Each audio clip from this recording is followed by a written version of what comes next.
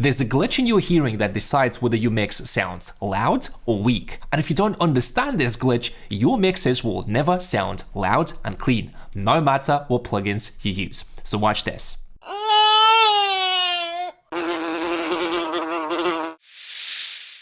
All those tiny sounds feel louder than this.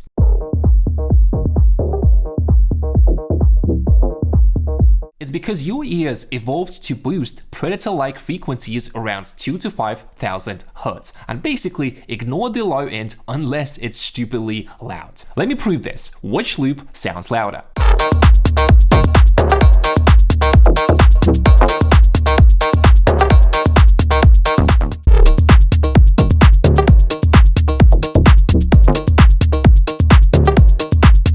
Cool, the one that feels louder is actually quieter on the meter. Today I'm going to show you a simple 3-step formula top producers use to take advantage of this loudness illusion. And once you get it, your mixes will start sounding louder, punchier, and clearer than your favorite reference tracks, and all without crushing the life out of your tracks. Real quick before we dive in, if you want to finish more music, find your signature sound, and eliminate creative blocks, 100% guaranteed, I made a free 10-minute video training for you that will help you with that. Link in the description, and if you're interested in coaching, link is also in the description, and let's get started with the video. Secret 1, your ear is a liar. At the start I showed you how your ear boosts certain frequencies and ignores others. Now let me show you how to use that glitch to make your mix feel louder without turning anything up. Let me show you 2 examples of a sine wave with the same loudness but different frequency, and then pay attention to how much different that feels to your ear. So example number 1, low frequency. Check the loudness. And now the high frequency. It's same loudness on the meter, but it's extremely loud for my ear and your ear. So now let's translate that to the mixing process. Same volume, different perceived loudness, because your ear is more sensitive to 2,000 to 5,000 kilohertz. Sub, your body feels it. Mid, your brain hears it. And upper mid, your brain screams danger. This is why beginners chase low end for loudness, and pros get loudness from mid-range clarity. Now, let's start fixing our loop. So we're gonna play the kick and the bass here, and you can see there's no processing on it. Let's just disable this, and we're gonna play, and then I'll explain what I'm gonna do.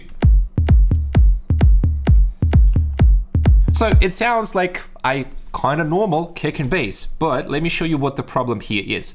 It sounds a little bit muddy, and to illustrate, I'm gonna use the studio emulation here. So check out the kick now, like raw and unprocessed.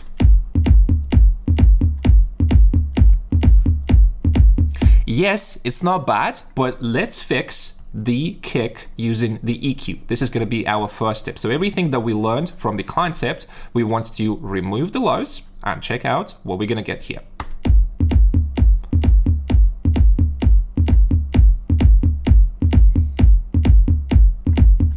So you can hear how much cleaner this feels, and the changes are pretty subtle. You can play and find the sweet spot. Something like that is cool. And the same thing we want to do to the bass. Again, the point is not to completely butcher and destroy the sound, but more like control the lows. So this is without, with and without.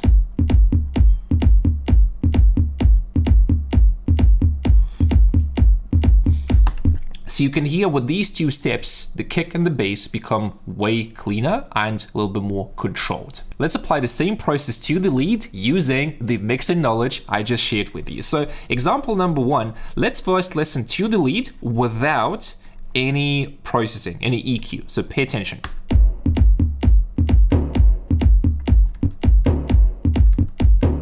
Like, it's not bad, and this is without the studio emulation. But it's definitely a little bit too muddy in the lows. Now, what we are doing here, we are boosting the frequencies that our ears perceive better, and now this is what we get. It's cleaner, the sound didn't really lose clarity, and it also feels louder, because technically this stuff we just don't really need. And now really quickly, the second example is gonna be the second lead, so pay attention. Check out the EQ curve. So this is without.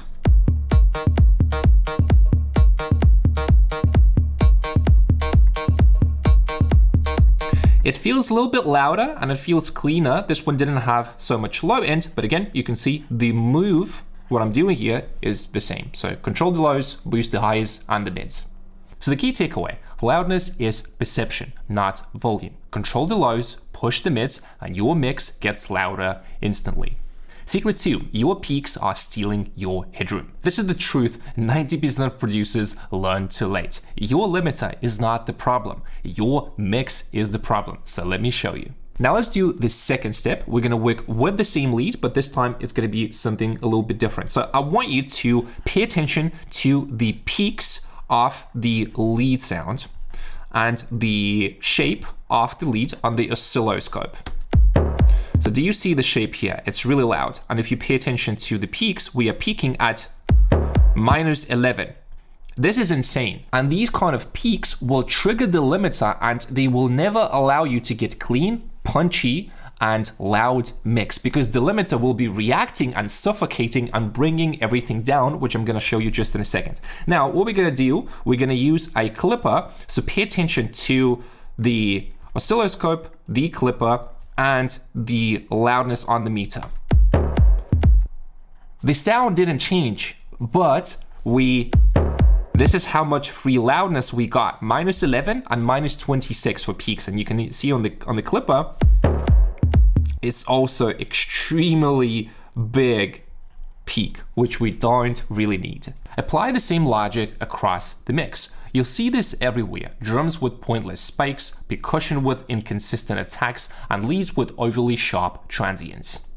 So try clipping individual sounds, groups, and anything that has useless peaks. When you tame unnecessary transients, your track gets cleaner, punchier, and much louder without boosting anything. Now let me show you how this works in a full mix. So we're gonna listen with the clipper and then without the clipper. So this is the full mix.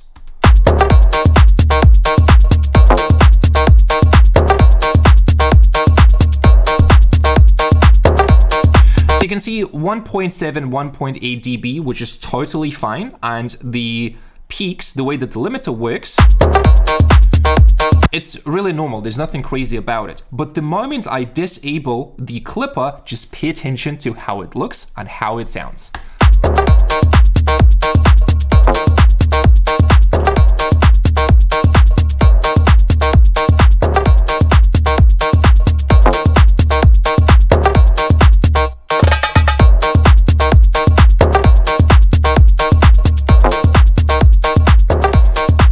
And one more thing, loudness is not just plugins, it's architecture. If two sounds fight for the same space, you'll lose loudness instantly. You cannot have a plucky aggressive bass and a plucky aggressive lead at the same time. There's no space for two transient leaders. Pick one. Let everything else support it. Always design your mix with intention. Make space for the transients that actually matter. So key takeaway, before mastering, smooth the peaks and transients, and after mastering, enjoy the loudness. Secret 3, the real system. All right, now that the frequencies make sense, secret 1, the peaks are not stealing headroom, secret 2, it's time to actually make this thing loud. And here's the part most producers don't understand. It's not one plugin, it's the logic of the processing. Let me show you the exact system I use on every track now. Let's start with a kick and bass compression because this is going to be the biggest upgrade for tight and punchy mixes. So we start with the kick. I'm not going to explain the settings here. It's more about the approach itself. So check with and without. We want to listen with real phones because the difference is going to be more clear. So this is with compression.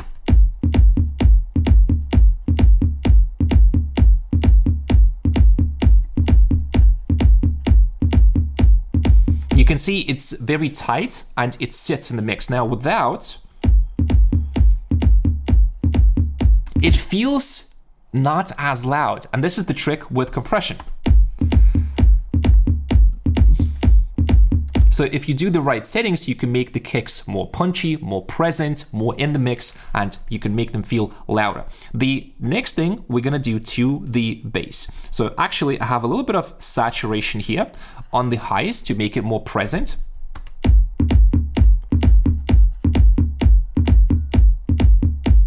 See, that brings up the highs. And then let's break down the compression here. So first, what I'm doing is it's going to be a fast attack and like medium release. So this one will help the bass. We're going to basically control the peaks.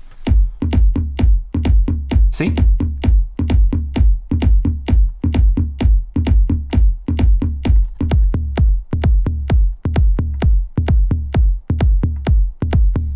So it feels much tighter. And then the second one is going to be with a little bit longer attack and release. So this is like this, and check it out. So this one is smoothing the overall dynamics. First one peaks, and then second one overall dynamics. Check with real phones. So now with and without. Without.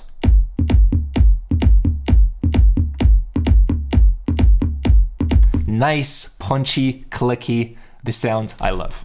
Now let's break down the compression on the drums, because this is the key to achieving the punchy mix. What I'm doing on my drums is basically a very simple sidechain compression from the kick. So every time when the kick hits, it just ducks my drums. So if you listen here, well, first we're gonna do without.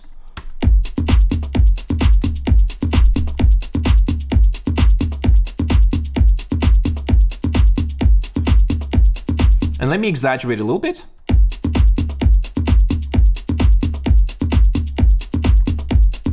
And then increase the gain a bit.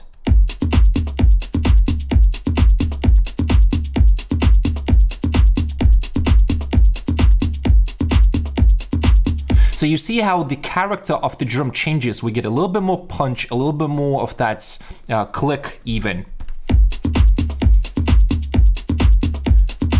Super simple, but that's the secret that top producers use for their drums. Just make sure you don't ruin your drums with too much compression. Okay, and the last thing is gonna be the group compression on the instruments here. The purpose is the same. We just want to smooth the overall dynamics. So you can see here, medium attack, medium release, and check it out what it does to the whole mix, to the instruments, I mean. So you see some of the hits are triggering the compressor.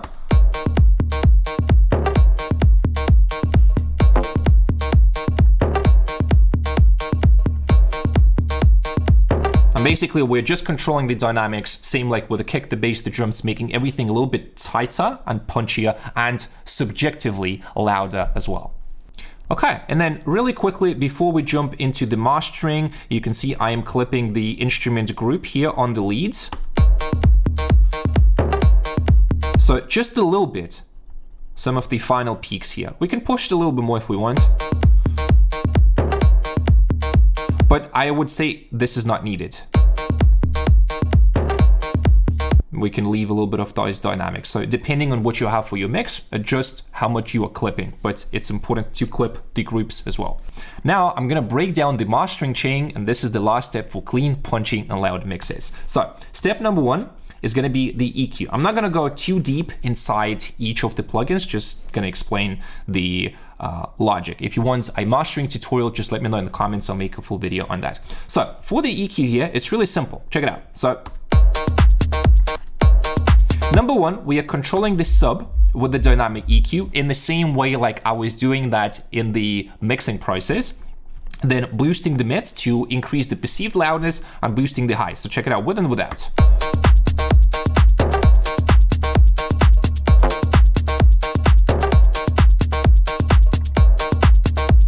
See, makes the mix a little bit louder, a little bit punchier as well, because I'm using dynamic EQ here and controlling the sub frequencies. Okay, now the next step is going to be saturation, and saturation is, you can think about it like in simple words, like a glue, because we are reducing the peaks with distortion. And you can see here, I'm also rebalancing a little bit, reducing the mids. So this is without.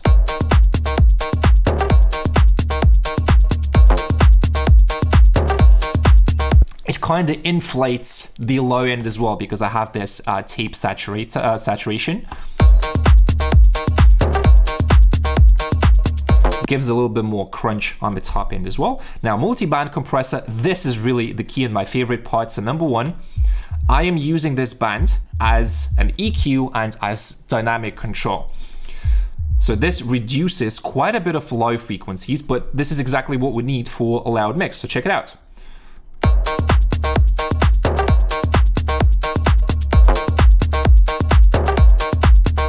On headphones, it doesn't feel as loud as it's going to be in the club, and this is really the key. So we're not going to go too deep into the settings. So controlling this, then controlling the...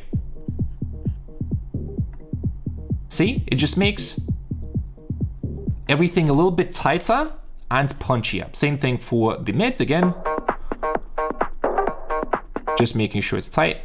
And then on the highs, but on the highs, you can see I'm using a little bit of expansion, so everything is going up to give me like more air and to make, and to make the mix breathe a little bit more, okay? Now, after that, I am using a compressor, and this compressor is very gentle, very light, so just everything above 300, that's the only thing I'm compressing, and you can see 1 dB of gain reduction.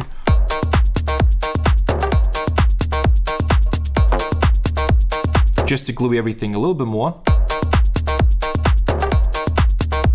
Something like this is cool. And now one of the final steps is going to be the clipper. Again, you can see clipping.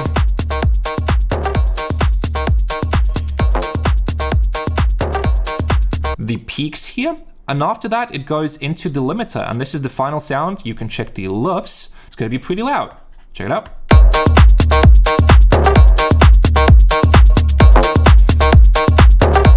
So -7, I don't want to make this mix too much louder because it's going to destroy the dynamics and the feel of the track.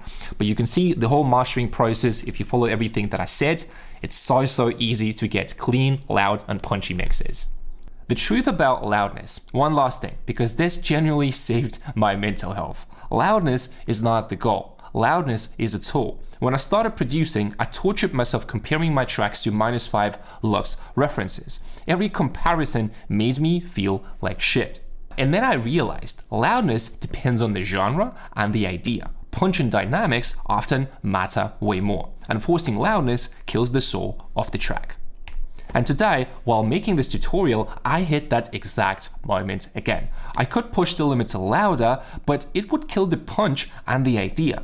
And that's where you stop, because the idea matters more than the LUFS number. Now you know the real secret to loud, clean, and punchy mixes. But how do you actually turn your loops into full tracks with ease, clarity, and confidence? Watch this video next here, it will show you exactly how to do that.